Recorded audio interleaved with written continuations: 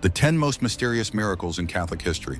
Imagine standing in a crowded church, the smell of incense heavy in the air, when suddenly, the statue before you begins to cry. Not metaphorically, real wet tears sliding down a face carved in stone centuries ago. You blink, but it's still happening. Around you, the crowd gasps. People fall to their knees. Some sob, others pray. No one can explain it. Not the scientists who test the liquid, not the priests who have guarded the statue for decades. And yet, this is just one of many miracles that have left both believers and skeptics baffled for centuries. From hosts that bleed human blood to incorrupt bodies that refuse to decay, Catholic history is full of events that seem to defy every natural law. Some are well documented and investigated, others live on in whispered legend. But all share one thing, an unsettling, almost electric feeling that something beyond human understanding has touched the world. Let's dive into the most mysterious miracles in Catholic history and explore the strange, beautiful, and sometimes terrifying moments that have made even the most hardened skeptics stop and wonder. The miracle of Lanciano, flesh and blood on the altar. In the 8th century, in the small Italian town of Lanciano, a priest was struggling with doubt. During Mass, as he consecrated the bread and wine, something extraordinary happened.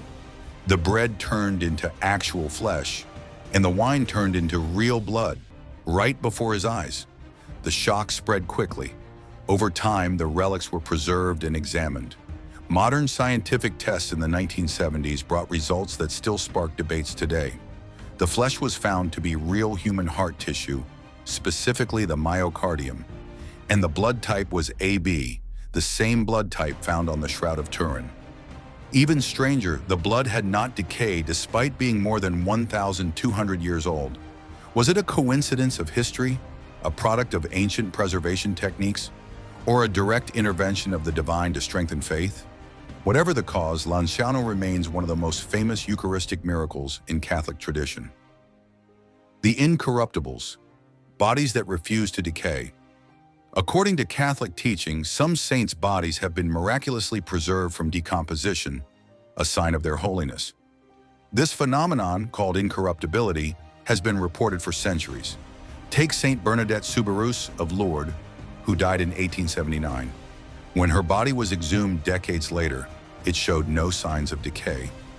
No embalming chemicals were used, yet her skin remained supple, and her face looked peaceful, almost as if she were asleep.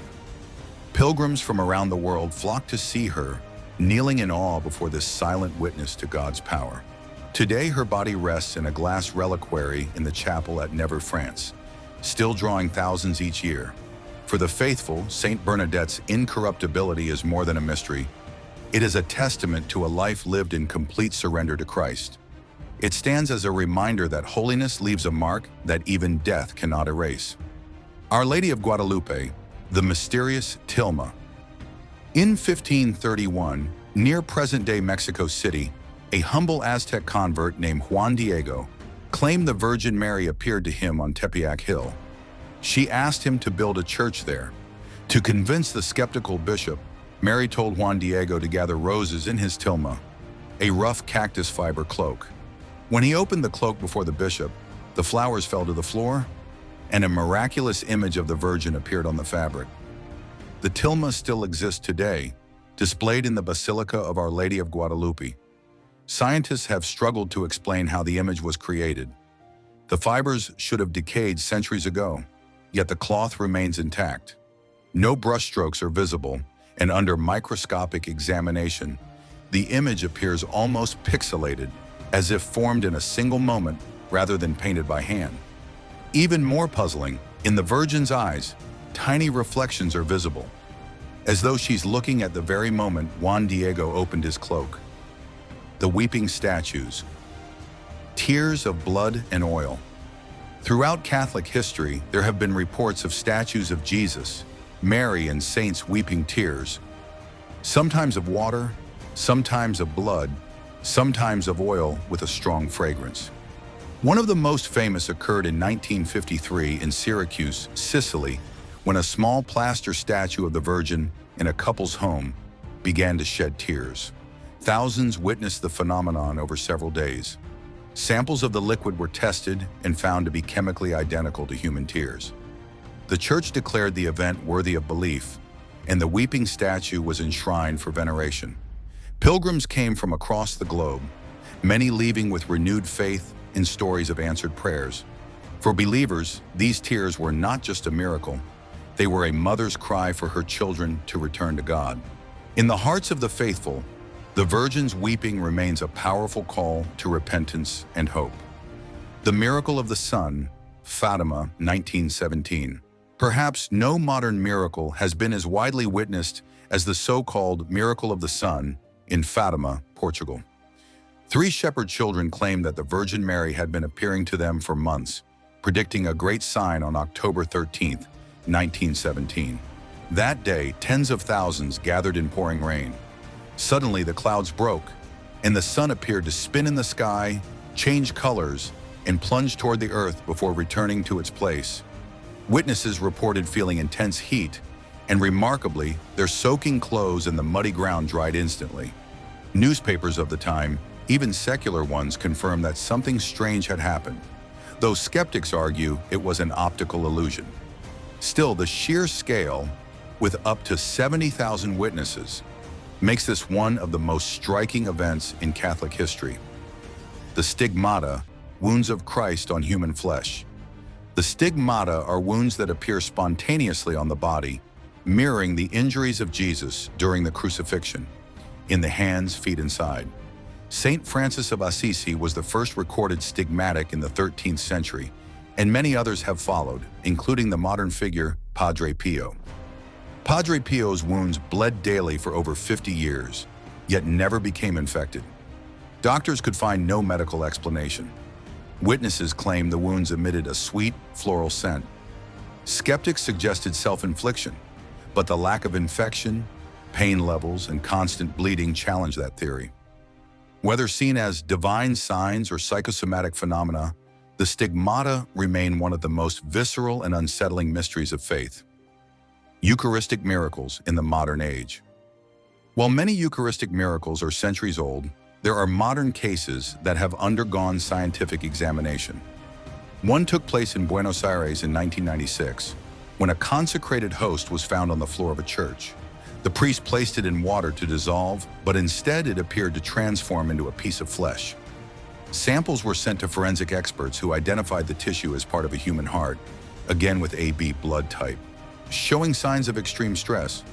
The sample matched exactly the Lanciano relics findings, despite being separated by over a millennium and thousands of miles. The fire that wouldn't burn, the miracle of the Holy House.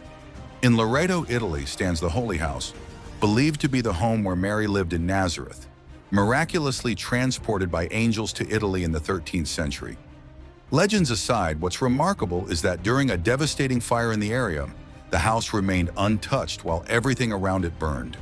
Historians debate the origins of the structure, but for the faithful, the survival of the Holy House is another sign of divine preservation. The liquefaction of Saint Januarius' blood. In Naples, Italy, the dried blood of Saint Januarius is kept in a sealed vial. Several times a year, the blood reportedly liquefies in front of crowds. The phenomenon has been recorded for centuries. Scientists have suggested various theories, from thixotropic gels to changes in temperature, but none have been proven conclusively. The liquefaction is also considered an omen. If it fails to occur, locals believe disaster will strike. And in the years it has failed, Naples has indeed experienced crises. The tilting cross of Limpias. In the Spanish town of Limpias, a crucifix in the Church of St. Peter is said to have come alive. Witnesses in the early 20th century reported seeing Christ's eyes open and close, his head lift, and his expression change from agony to peace. Over 8,000 people claim to have seen the phenomenon, including skeptics and journalists. No mechanism or trick was ever found, and the event has never been fully explained. Why these miracles matter? Whether you believe they're divine acts, natural phenomena we don't yet understand, or cultural legends amplified over time, these miracles hold a unique power. They inspire devotion, challenge scientific thinking, and force us to confront a question we can't easily escape. If even one of them is real, if even one moment in all this history truly defies the natural order, what does that mean for the way we see the world? For believers, miracles are signs that God is still at work, intervening in human lives in ways both subtle and spectacular. For skeptics, they're phenomenons worth studying, glimpses into how human perception, belief, and the unexplained intersect. Either way, these stories have endured for centuries because they touch something deep within us, the longing for proof that we're not alone, that the divine, whatever we call it, still walks among us.